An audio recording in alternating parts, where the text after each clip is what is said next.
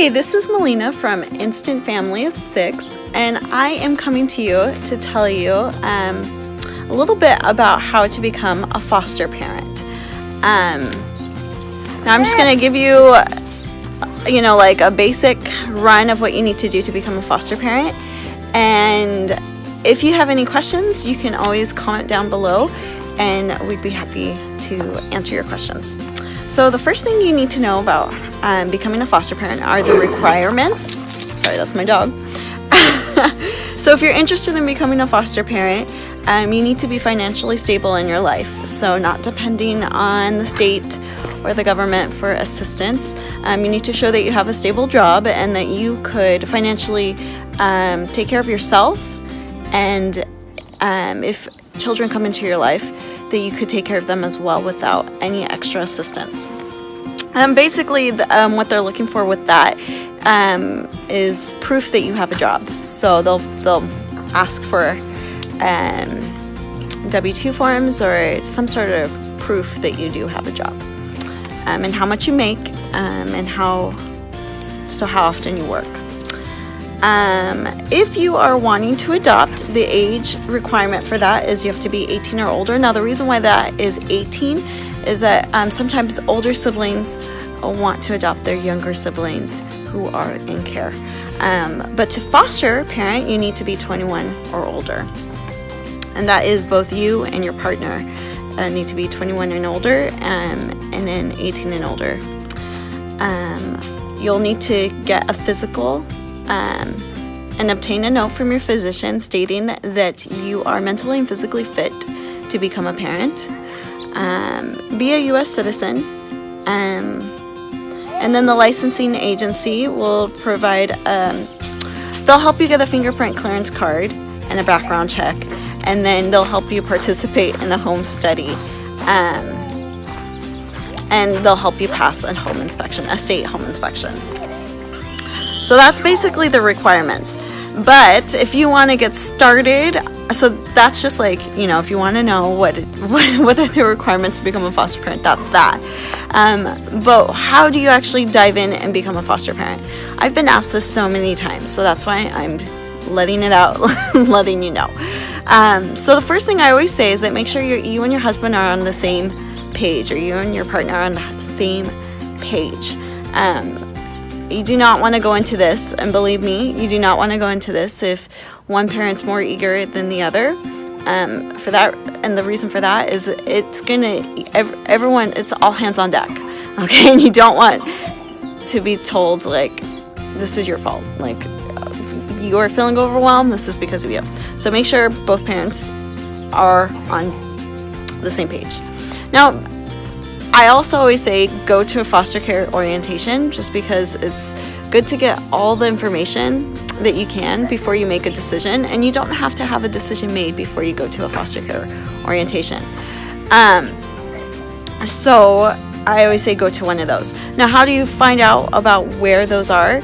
It's simple. You just do a Google search and you put in foster orientations in, for example, Chandler, foster orientation in like Tucson, or in Illinois, or in Utah, and something you might have to click a couple of things, but you should be able to find where those are, and the addresses and the time, and you can just kind of go from there.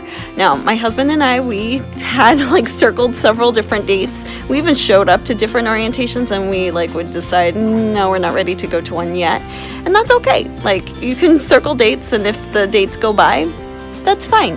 And then, if you want to go to one later on, even better. But that's always the first step. Now, I always say that's a really good first step, because that also, after that, you get to choose a foster, an agency, a licensing agency to help you out,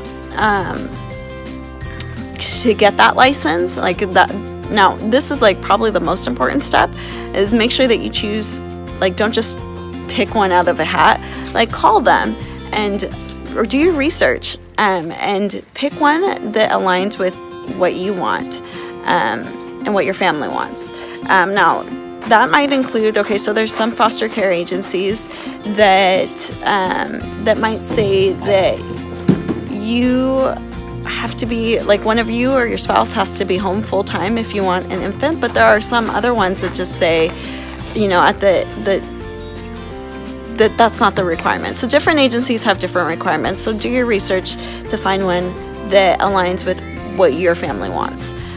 If you want more information about that and why I say that's so important, comment down below and I'll be happy to respond back to your comments. Now, after you find a licensing agency, so that agency is going to help you out with, again, getting your fingerprint clearance card. They'll help you out with getting licensed. So you're going to start foster care classes, and that's probably one of the other questions you want to ask the agency before you even start is how they run their classes. Is it twice a week, 3 times a week, or once a week?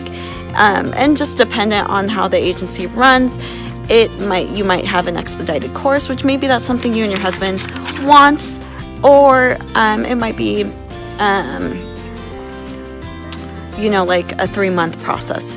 So it just depends on what you want. So those are some of the questions you want to ask. So yeah, the foster care training classes, so you'll be taking those. You have to take those in order to become a foster parent. And then one of the last steps, there's so many steps, guys. And so if you have any questions, please comment down below. And then you need to pass a state home inspection. Now, the licensing agency, to conduct the home study and all that stuff, they're going to make sure that you're ready to pass that home inspection. At least if they're a good agency, they will. I know our agency, they made sure that we were ready for that inspection, and that's something you want because it takes a while to get those appointments. Like sometimes there can be like a 3-month waiting period or a 1-month waiting period to get that inspection. So you want to definitely have an agency that's going to help, you know, make sure that your house is in order to pass that state inspection. We will be doing more videos. One of the next ones will be showing you what you'll need to do to get your home ready to pass that state inspection. And every state does it a little bit differently, but we'll just kind of give you a little bit of an idea of what you need. Anyway, comment down below if you have any questions, and if there's anything else you want to hear. If you want to hear more about our family, down in the description there will be a blog link to our blog, and also a written form of this presentation. Anyway, hope you have a wonderful day. Bye.